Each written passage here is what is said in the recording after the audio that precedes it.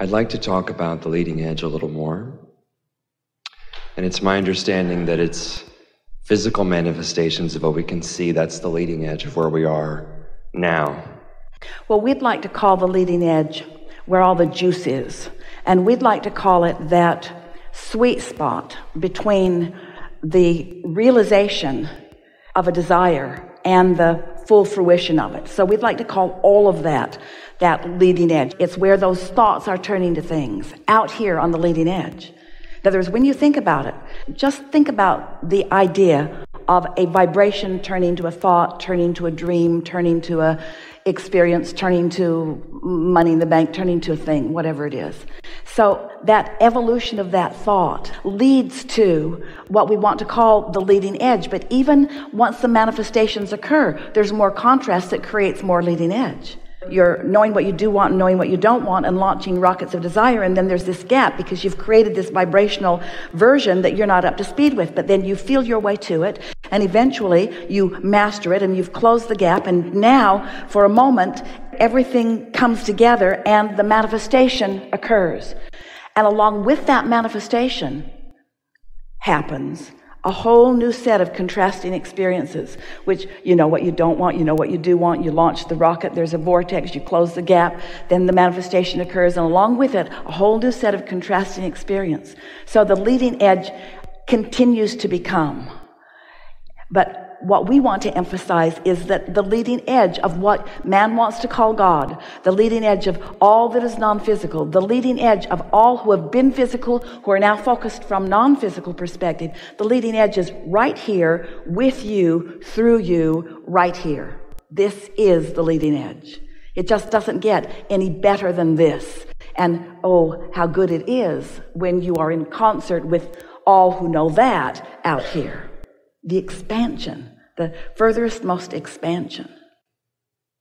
Thank you. Because as delicious as it is to receive an idea of a desire, how much more delicious is it to watch the universe congealing and offering never-ending unfolding paths for the complete attainment of it. It just gets better and better and better and better and better and better and better the more physically focused and manifested it becomes. Don't you agree?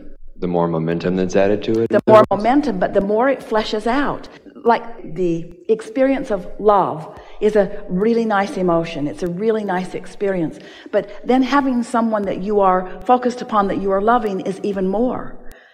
In other words, the physical intertwining is even more. What we are wanting to accomplish here is an honoring of your thirst and quest for manifestations. But we want you to understand how it works so that it can be the progression that will lead to what you're wanting. And all of that is what we are calling the leading edge.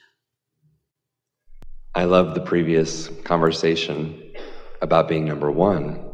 I was pondering in the days before this, what am I going to ask? And then I thought, well, I really don't have any idea what the leading edge is going to be when I get my butt in the seat. Yeah. And I wondered if we as a group perhaps were to collectively take a moment to breathe or focus, would the leading edge expand further so that the questions may change in vibrational calibration, or your vocabulary might even change so that we can comprehend? Yes. It's what happens every single time. What you've just described is exactly what these gatherings are all about. Because you come with all your physicality and all of the things about your life experience that are important to you, all active and pulsing within you, and each of you comes with your own inner being. So there is a gathering of energy and desires and beliefs here that is the most premier format for conscious, deliberate creating on the planet today, or that has ever been on the planet. This is the leading edge, like nothing else has ever been. Yeah.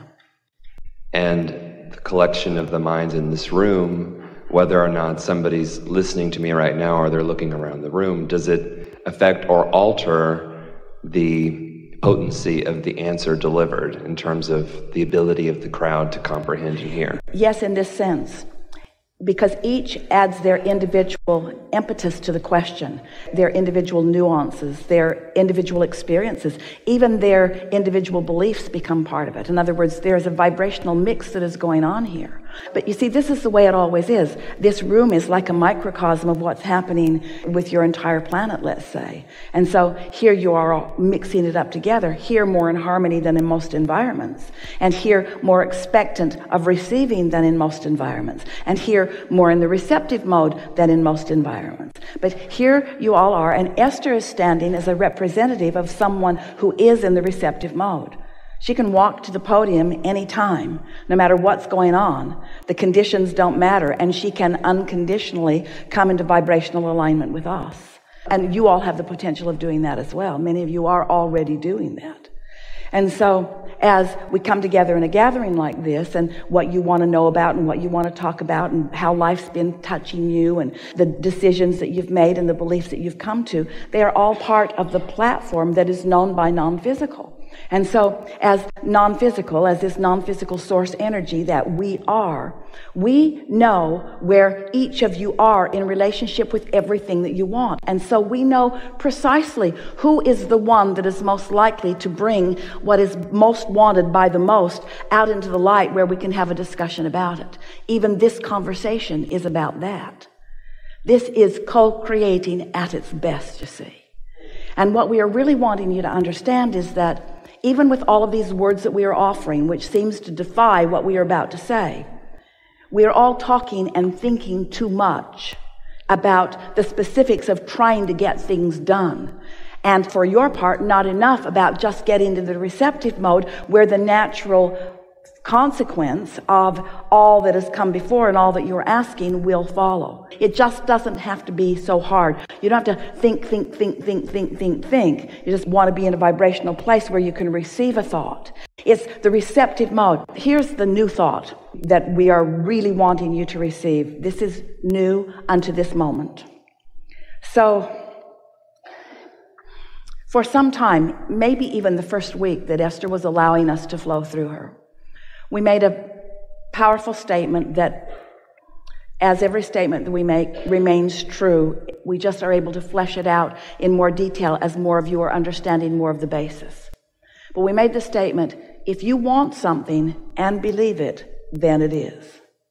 Because when you desire it and you are not holding active beliefs that contradict it, then in that alignment, the natural progression of it to its full fruition must be quickly. So when you desire it and you believe it, it is. When we talked about your desire and your belief, you were wanting to present your desires like goals. Sort of like our friend, his mind was almost blank. He couldn't even find where he wanted to jump in just now. And it's because he's in the receptive mode. And when you're in the receptive mode, you're listening for something. You're not projecting. And that's really what the art of allowing represents. You want to be in the receptive mode where you can receive the idea of your own desire. Now feel for a moment how strange that feels. I'm going to listen for my desire. Sounds sort of weird, doesn't it? Because shouldn't I know what my desire is, and shouldn't I project what my desire is, and shouldn't I set goals about my desire? Shouldn't I be measuring how I'm doing relative to my desires? Shouldn't I be projecting my desire? Shouldn't I be making my desire happen? And we say, this is the part that we really want you to hear, and you've been listening to us long enough that you're going to hear it right now. You were doing all of that in step one. In other words, all of that you've been living, all the contrast that you've been living has caused you to ask for that and that and that and that and that and that and that and that and that and that and that. You've been asking for things before you even got into this physical body and since the beginning of being in this physical body, and you've put so many components of asking into this vortex that it is known, it is so known by all that is what you're asking for, who you have now become. You have been asking and becoming. The question is, are you in a place now of allowing yourself to be what you've been asking for? So that's why we've been talking about step 1 and step 2 and step 3. It's why we began talking about the vortex, so that you could understand that there is a version of you that is already congealed, that is already pulsing, that is ready to be realized by you. So maybe now for the first time, You're ready to actually understand that you're going to be the receiver of that desire. Oh, you created it. You created it incrementally. You set those little goals, little goals, little goals, little goals, little goals, little goals, little goals, little goals, little goals, little goals, little goals. Going to take a while. Little goals, little goals, little goals, little goals. You set them. You put them there. But law of attraction has been having its way with them. And your inner being has been having its way with them. And a part of you has been in the process of becoming, and you are now ready to receive if you'll stop thinking so hard and stop working so hard and stop trying so hard and stop talking so much. To stop acting so much and responding so much, if you'll chill, if you'll meditate, if you'll get a massage, if you'll take a long shower, if you'll take a walk in the park, if you'll sit on the beach, if you'll allow yourself, if you will accept your goodness and your rightness and your worthiness and stop trying so hard to prove and defend and rationalize and justify, if you'll just let yourself be just for a little while, what you've already become will begin to occur to you. And when it occurs in the form of an idea, and you know how those ideas feel? Don't those ideas feel good? When that idea comes to you, doesn't it feel good? Don't you like that freshness? Oh, that's what I want. That's what I want. That fresh, wonderful feeling of that idea that you've received. And now you're off and running. And if you can just accept that now you're wanting to follow the inspiration, then you can live in the sweet spot the majority of the time. A little contrast. Put some more stuff in there. Law of attraction mixes it all up. You get in the receiving mode, and off you go. It's not hands-on enough for a lot of you. Yeah, Abraham, I get that, but what should I do? What should I do about more money? Go to the beach. No, you didn't understand my question. What should I do? I don't have enough money. I can't pay my bills. They're going to take my car away from me if I don't figure out something fast. What should I do? Take a nap. Now, Abraham, clearly you're not understanding. I've got to do something. I've got to make this happen. If I don't dig in here and make something happen, bad things are going to happen to me. Sleep more. Rest more. Be nicer to yourself. Look for more things that feel good. Do anything and everything that you can do to get into the receptive mode, because your inner being knows where you are. Your inner being will guide you over and under and around and through any resistance that's between you and the full fruition of what you want. Don't you know those things that have come easily? Think about the things that have come to you easily. Or the thing. Think about that one thing. Or think about the things that have come to you easily. And then just ask yourself the question, was it something that I wanted to do or something that somebody else wanted me to do? Is it something that I wanted to do or something that I needed to do? And what you will show yourself is that that was you hatching a desire, being in the receptive mode. And once it got that far, it was natural for it to follow all the way out. But what we are sort of pleading with you to do is to somehow get yourself into that position where you can receive that idea. And we know for sure that you have received enough from us today and before, that once that desire occurs to you, knowing what you now know as a result of this discussion, you'll be off and running. There is literally nothing that you can desire that will not come to full fruition. The question is, have you received the desire? Have you received the desire? Did it come out of your vortex? Now, this is a new conversation. You ready for it? Did the desire? Did the desire? This is exactly what you've been talking about here. Did the desire? Did this desire that is now active within you, did it come out of your vortex?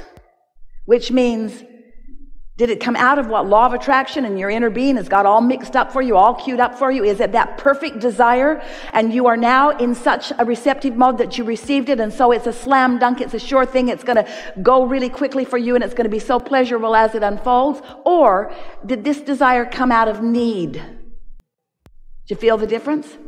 Did it come out of need? Did it come out of somebody else's warning? Did it come out of a threat? If I don't do this, that something bad's going to happen. Or did I receive it from my vortex? This is a differentiation that you just gotta love. Did I receive it from my vortex? Was I in the receiving mode? Did I receive it from my vortex? Because if it's that kind of desire that you received from your vortex, then it's already a thought turning to a thing. It's already a sure thing. You're already on the path. It's already going to bring you such pleasure. It's already the sweet spot. It's already you fulfilling your reason for being. It's already you mastering your creation. That's what it is.